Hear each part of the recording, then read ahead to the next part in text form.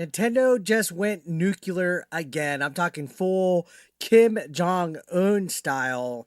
This time, it's not on a ROM site, it's not on an emulator developer, but on a Reddit moderator, guys. You heard that right. A guy who ran a community forum on Reddit is now being hit with a $4.5 million lawsuit from Nintendo.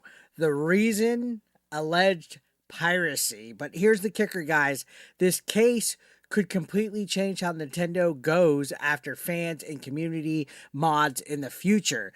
Let's break down what actually has happened, why Nintendo is making an example out of this guy, and why you should care, because this could be a warning shot to everybody running a fan community online. Man, Nintendo's lawyers are after is by the name of James William, who's known online as Archbox, and according to court filings, he was a moderator of a subreddit that was connected to Switch game piracy, which is a big no-no for Nintendo. We know how much they like piracy, right?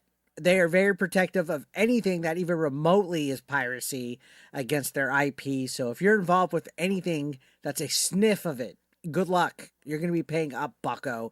Nintendo claims that James wasn't just moderating discussions. They're saying that he was allegedly helped run pirate shops. Now, not too long ago, we saw somebody that got hit with a huge lawsuit. Funny enough, their name was also Bowser, and they are probably spending money the rest of their life to compensate Nintendo back. Now, this guy, James Williams, was running some underground servers that distributed thousands of stolen Switch games. Think of first-party stuff, guys, like Zelda, Metroid, Mario, all the big ones, which they're going to slap that down hard the second that Nintendo even knows that you're doing anything like that. And if that's not enough, Nintendo also says he shared software that could bypass Switch security protections, which basically helps others mod or hack their consoles. And just like they hate piracy, they hate modding and hacking of their consoles as well.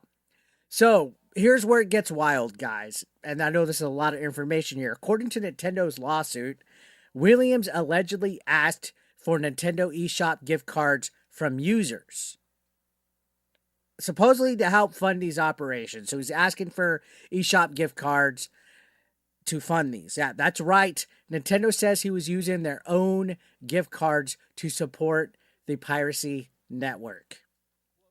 So they definitely did not like that. So they first reached out back in March 2024, giving him a chance to shut everything down. So a cease and desist, so to speak. And allegedly, he even acknowledged what he was doing was illegal, but then he ignored deadlines and he stopped responding and just ghosted Nintendo's legal team, which that was the mistake. If there's anybody that you don't want to ghost on God's green earth, it's your mother and it's Nintendo's legal team. They didn't like that. They definitely did not like that. So imagine you're running some kind of like underground piracy server, Reddit community type of deal. Nintendo tells you, hey, you need to cut that out and take everything down. And then you just ghost them completely. The cojones on this guy. So James Williams basically paid the ultimate mistake here. So now Nintendo is asking the court to hit him with the maximum possible penalty. They will never just give you a slap on the wrist. Nintendo always goes for the maximum possible penalty. This is $150,000 per copyrighted game across 30 major titles. That's $4.5 million for one single guy. That's a big penalty and big mistake. I don't know why people keep doing it. Why do people go the piracy route with Nintendo and trying to sell stuff illegally and stuff? They could have gone further with this punishment too. Nintendo actually chose not to pursue additional charges related to distributing circumvention software. The whole hacking and modding stuff, like with the MiG-20 situation, they could have went further. They could have stepped up and ruined this guy's life even more, which means this lawsuit isn't even the harshest route that they could have taken, but it's a public example route. And it seems like as of late, Nintendo has been doing the public example route nonstop. Again, they're going after the MiG 20 guy. They went after Genki, who showed a basically 1-to-1 model replica of the Switch 2 at CGC. And since Williams hasn't responded in court, Nintendo's asking the judge for a default judgment on Williams. Basically, he didn't show up, so just give us the win.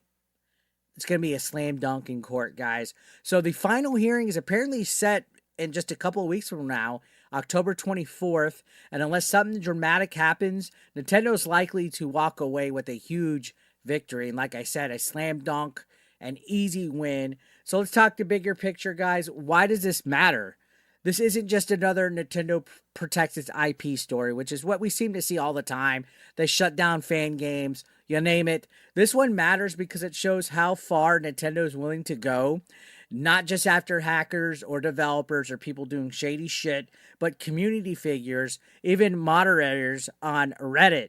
And this is part of a bigger pattern we've seen for years. They've crushed the emulator scene basically this year. They shut down fan remakes and ROM sites before that, and now they're going straight for Reddit mods. They have eyes of a hawk on the internet, guys. So the message is clear. Nintendo's tightening the noose around anyone even remotely connected to piracy. So what that means for fan communities, especially you guys who are sharing modded content, backups, or game preservation, that's what a lot of us call it. You could be the next target, whether you think that you're doing something wrong. And that's kind of scary. If you run a fan page, if you run a Discord or a subreddit, this case is going to set a dangerous precedent for that, because they're going to be looking at all of Reddit. And if you don't think Nintendo is serious enough to do it, try them. So here's the takeaway, guys. The future of fan communities, whether you agree with Nintendo or not, that's debatable, right? But this case is a wake-up call. We're heading to an era where big publishers don't just go after piracy. They go after anyone who blurs the line. And with the Switch 2 out right now, it's brand new. Nintendo's adamant about it not being jailbroken or hacked. Nintendo's clearly trying to send a message. Don't mess with their IP. Don't distribute their games illegally, and don't host it. Even on Reddit, where Mr. Williams made the mistake. It's basically corporate control versus community culture. And right now, Nintendo is winning 110%. So I want to know your thoughts. What do you guys think? Did Nintendo go too far, or are they right to protect their games? I know a lot of you guys might be in the boat of fuck them. They're charging $80. I'm going to pirate it. Let me know down below, guys. Don't forget to hit that like or the dislike if you liked it or not. And subscribe. We're on the road to 100,000 subscribers, guys. We just hit 96K. It would mean a lot if you guys would join the 8-Bit Eric Nation. I know you hear a lot of people say, oh, sub, and it's annoying and cliche. But this is the closest I've ever gotten to 100,000. I would love to hit that goal, and I can't do it without you guys. So make sure you hit that subscriber button, guys. And, this fight between Nintendo and the internet is not slowing down anytime soon.